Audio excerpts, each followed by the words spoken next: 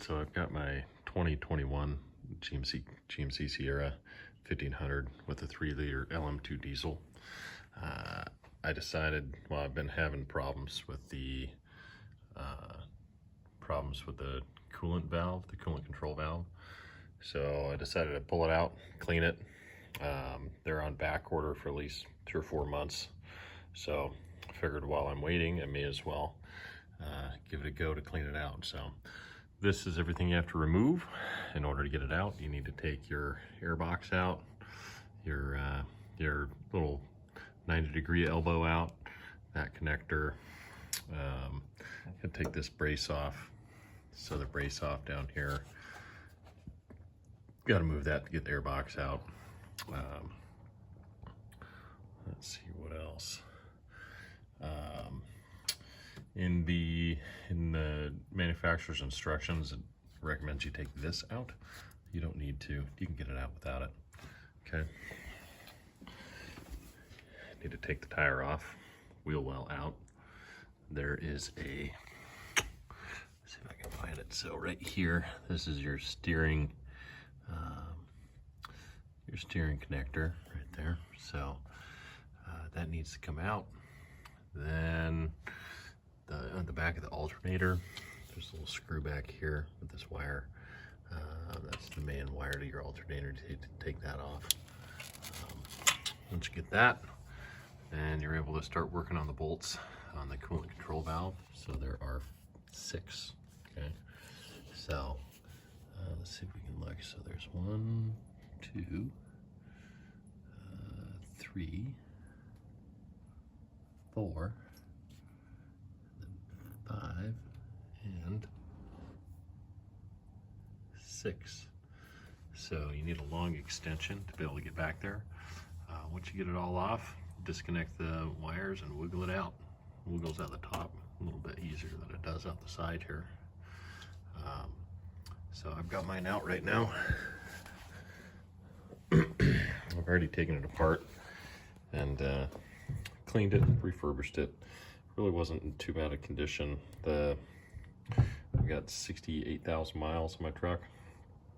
So I checked the condition of each one of these motor controllers and their little gearbox. So each one of these has a motor and a gearbox. Okay, it obviously has a connection. So be careful when you take these hose lines off. So these hose connections, they've got 3 components on the inside. So there's this, which is basically like a little plastic seal. So it goes radius side down against the valve. Oop, not like that. Come here.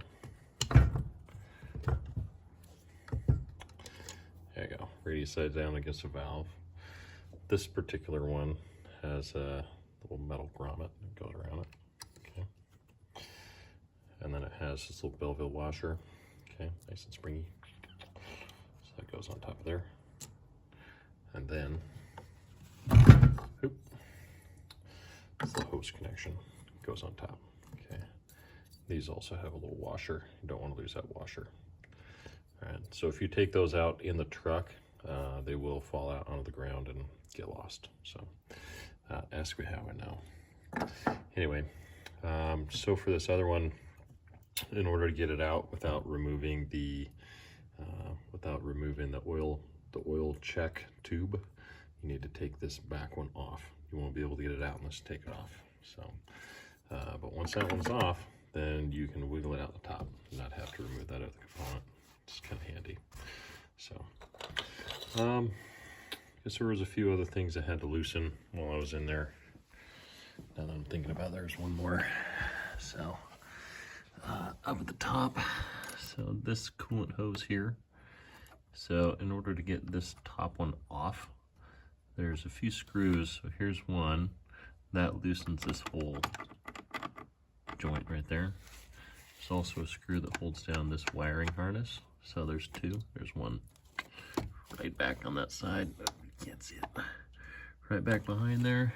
There's one also right here where my finger is. Okay. decided to use a kiddie pool as a catch pan, and I've got it up on jack stand and a backup jack stand, and yeah, that's it. So you can do it in your house or in your home garage if you have a garage.